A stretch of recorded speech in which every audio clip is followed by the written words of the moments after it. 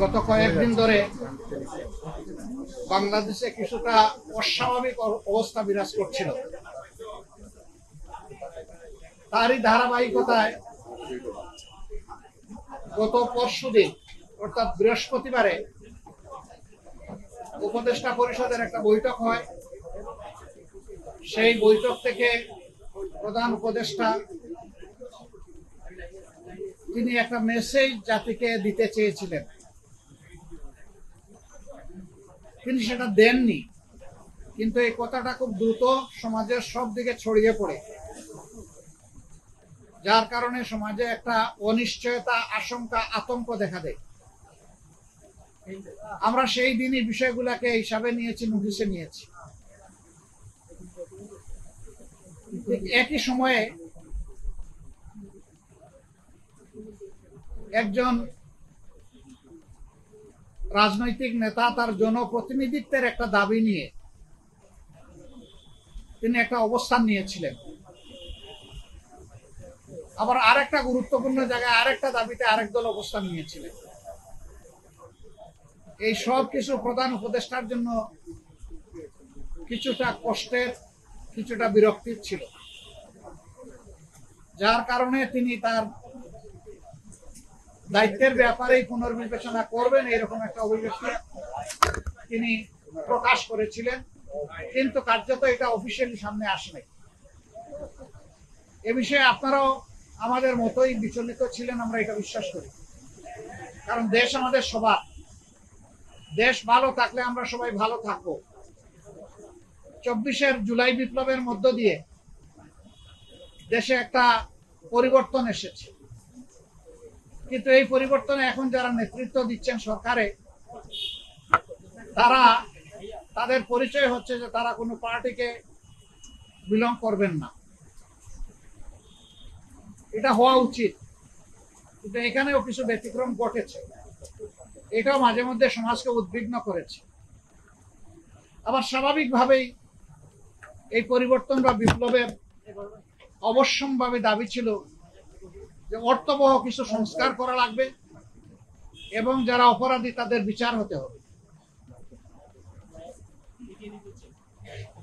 এই সংস্কার এবং বিচারের মধ্য দিয়েই একটা অর্থবহ নির্বাচন হবে। এই নির্বাচনে সমতল মাঠ থাকবে। নির্বাচনে যারা অংশগ্রহণ করবেন তাদেরকে কোনো ধরনের ষড়যন্ত্রের মুখোমুখি হতে হবে না। এখানে পেশি শক্তি এবং কালো টাকার প্রভাব চলবে না। 15.5 বছর মানুষ 3টা নির্বাচনে তার ভোটের অধিকার প্রয়োগ থেকে বঞ্চিত হয়েছে। এবার তারা নিঃসংকোচে নিজের এই অধিকারটা প্রয়োগ করতে চায় এবং এই সুযোগ পাবে, নিশ্চিত হবে। এটি হচ্ছে জনগণের দাবি। প্রধান উপদেষ্টা ইতিমধ্যে কয়েকবার তিনি বলেছেন নির্বাচন তিনি দিতে চান এই বছরের ডিসেম্বর থেকে শুরু করে আগামী বছরের জুনের মধ্যবর্তী কোনো এক সময়। কিন্তু তিনি সুনির্দিষ্ট কোনো রোডম্যাপ দেন, কোনো মাস, সপ্তাহ তিনি ঘোষণা করেননি। এটাকে কেন্দ্র করে বিভিন্ন ধরনের দাবি এই নির্বাচনের রোডম্যাপের ব্যাপারে আছে। আমাদেরও কিছু রিকমেন্ডেশন ছিল, আমরা তার প্রতি সম্মান রেখেই বলেছিলাম যে দায়িত্ব আমরা সবাই মিলে তাকে দিয়েছি, তিনি চেয়ে নেননি এবং তিনি দলের পক্ষ থেকেও নির্বাচিত কোনো দায়িত্বশীল নেতা নন, বরঞ্চ তিনি জনগণের ঐক্যমতের ভিত্তিতে এই জায়গাটায় একটা গুরুবার তিনি গ্রহণ করেছেন। তাকে আমরা তার সম্মান বজায় রেখে দেশের স্বার্থটা তিনি দেখবেন, সেটা আমরা সবসময় বলে আসছি। আমরা আজকে ওই ব্যাপারে কথা বলেছি। আমরা বলেছি 2টা বিষয় স্পষ্ট করা দরকার।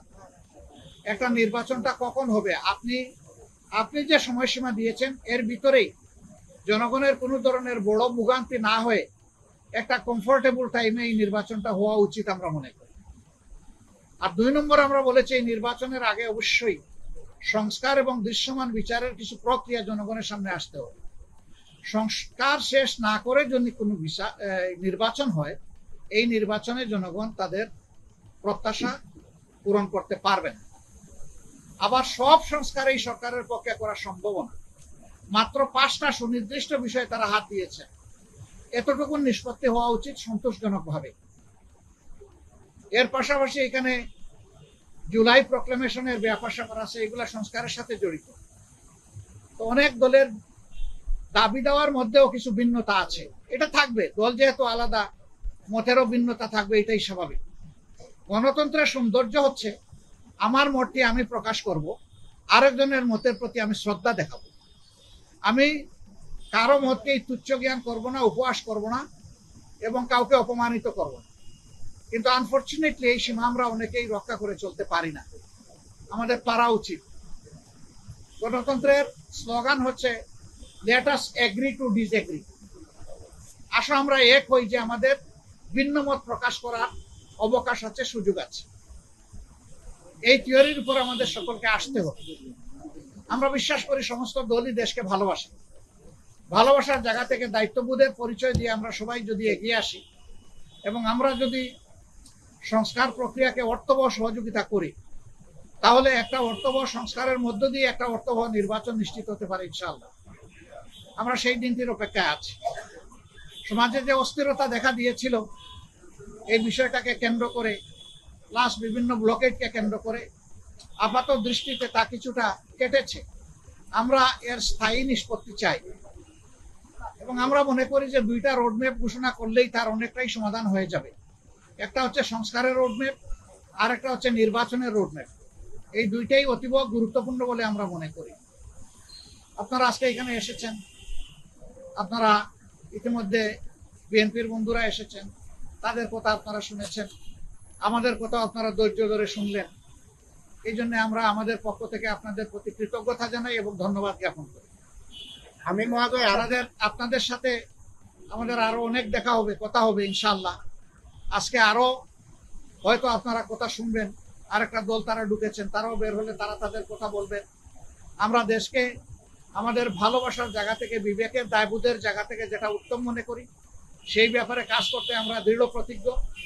ন্যায় এবং সত্যের পথে আমরা অবিচল থাকবো। দেশের স্বার্থটাকে আমরা বড় করে দেখবো, এটি হচ্ছে আমাদের অঙ্গীকার। আপনাদের সবাইকে ধন্যবাদ। আমি মহোদয় আপনারা যে আজকে আলাপ করলেন, এটার প্রেক্ষিতে আপনারা কোনো সময়সীমা বেঁধে দিয়েছেন কিনা এবং আপনারা এই সংস্কারের পরে নির্বাচন চাচ্ছেন কিনা? অবশ্যই সংস্কারের পরে সবাই নির্বাচন চায়। আমরা না, এর আগের দল বলেছে যদি তারা ক্ষমতায় যায় তাহলে তারা সংস্কার কন্টিনিউ করবে এবং আওয়ামী লীগের বিচার কন্টিনিউ করবে। আপনারা কি সংস্কারের পরে নির্বাচন? কখনো কখনো বললে তারা কিন্তু বারবার এখনো বলছে যে আমরা সংস্কারের বিরোধী নই, তবে নির্বাচনের রোডম্যাপটা আমরা চাই সুনির্দিষ্টভাবে। সেটা তো আমরাও চাই, কিন্তু আমরা কোনো সময় বেঁধে দেইনি। আমরা কমফোর্টেবল 2টা টাইম আপনাদের মাধ্যমে এই জাতিকে জানিয়েছি। যদি সংস্কার শেষ হয়ে যায় তাহলে ফেব্রুয়ারির মধ্যভাগে এটা হতে পারে, আর যদি সংস্কারের ভিতরে শেষ না হয় আরেকটু সময় লাগে, এরপরেই যেহেতু রোজা শুরু হয়ে যাবে, রোজার পর হতে হবে, তারপরে এটাকে টেনে লম্বা করলে কোনো সুষ্ঠু নির্বাচন করা সম্ভব হবে না। আমাদের দেশের আবহাওয়া এটা এলাও করবে। প্রধান উপদেষ্টা তিনি গভীর মনোযোগ সহকারে শুনেছেন এবং আমাদের এটা আস্থা হয়েছে যে তিনি বিষয়টাকে ইতিবাচক ভাবে নিয়েছেন। যারা পদত্যাগ চেয়েছেন এই ব্যাপারে তারাই ব্যাখ্যা ভালো দেবেন। আমরা কারোই কোনো পদত্যাগ চাইনি। এই সময় আমরা যখন ওই রকম প্রয়োজন অনুভব করব তখন আপনাদের মাধ্যমে জানাই। এটা ঠিক আমাদের ব্যাপার আর বিএনপির ব্যাপারে একরকম না, একটু ডিফারেন্স আছে। আমরা কিন্তু নিজেই চেয়েছি এবং টাইমটা ফিক্স আপ হয়েছে। কালকে আপনারা সংবাদ মাধ্যমে এটা অলরেডি জানতে পেরেছেন। হ্যাঁ, সেটা আমি পরে আসতেছি। ওনার দাওয়াত আমরা পেয়েছি, এটা অস্বীকার করব না, কিন্তু এর আগে আমরাই চেয়েছি এবং আমাদের চাওয়ার প্রেক্ষিতেই আজকে সন্ধ্যা 6টায় এই সময়টা নির্ধারিত হয়েছিল। আমাদের অন্য একটা দলীয় কর্মসূচি থাকার কারণে আমরাই চেয়েছিলাম যে আমাদেরকে আরো 2 ঘন্টা পিছিয়ে দেওয়া হোক। আমাদের অনুরোধের প্রেক্ষিতেই 8টা ফিক্স করা হয়েছিল, যদিও 8টায় আমরা শুরু করতে পারি নাই, একটু পরে আমরা শুরু করেছি। উনি ডেকে এইটুকুই বলেছেন, দেশ আমাদের স্বভাব, আমি অবশ্যই অর্থবহ, সুষ্ঠু, স্বচ্ছ একটা নির্বাচন দিতে চাই, আমি যেন তেন কোনো নির্বাচন দিতে চাই না। এবং তিনি আমাদের কথা মনোযোগভাবে শুনেছেন আর বলেছেন যে আপনাদের পরামর্শগুলা আমি প্রয়োজন মনে করি, আপনারা যে পরামর্শ দেবেন অবশ্যই আমি এগুলা কনসিডারেশন নেব, অন্যদের কথাও আমি শুনবো, এবং আগামী কালকেও তিনি আরো অনেকগুলা দলকে দাওয়াত দিচ্ছেন, তাদের কথাও তিনি শুনবেন। সবার কথা শোনার পরে তিনি আশা করি তার একটা সিদ্ধান্ত তিনি ম্যাচিউর করবেন।